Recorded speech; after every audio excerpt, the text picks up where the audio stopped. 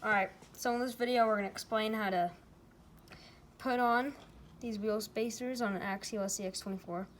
It seems easy, but it's a little bit more difficult than you think. So first you take this off.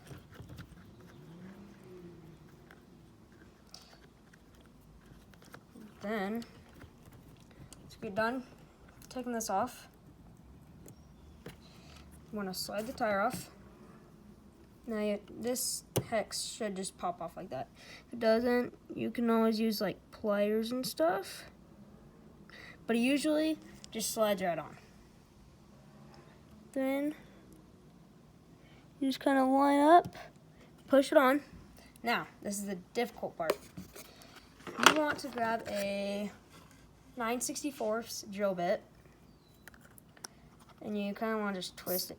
I was trying to find the drill for this drill thing to work, but this drill that I have right by me has this little end on, and yeah,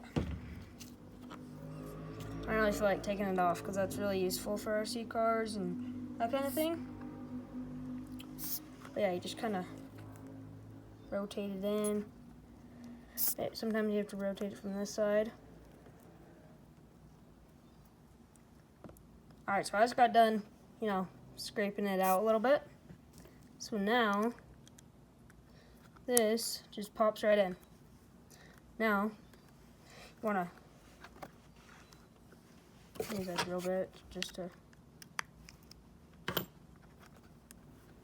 Now you just kind of get it all on. It just popped right on. You just twist this. I'll be back to you once it's tightened. Alright, so I'm done tightening it. Now look at how far I brought up the tires. The tires sit like that. You can kind of see, look, it added a good